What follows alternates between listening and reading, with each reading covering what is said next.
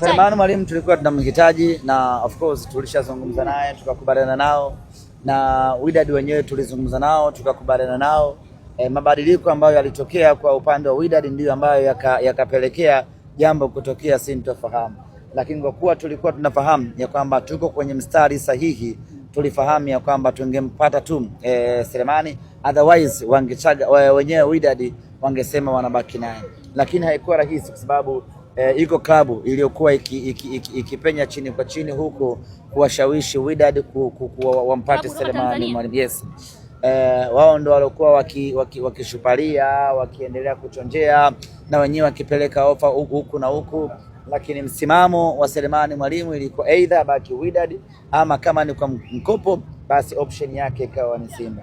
Kwa wale ambao walikuwa wanamnyemelea Selemani Mwalimu wakajikuta wanagonga za uso, kwa sababu tayari mchezaji alishachukua upande, na baada ya mazungumzo hapa na pale hatimaye Wydad wakakubali kuendelea kufanya biashara na Simba.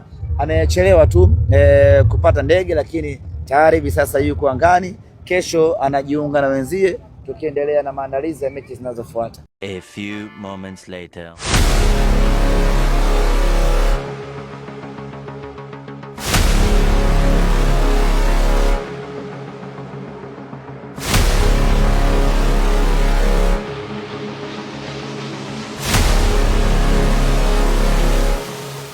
Strike, karibu kwa lunch.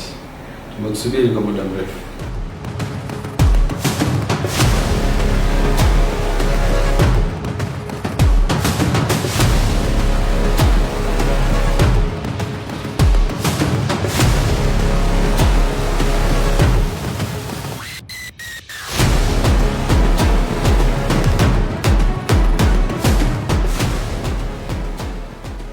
Welcome Data Media TV.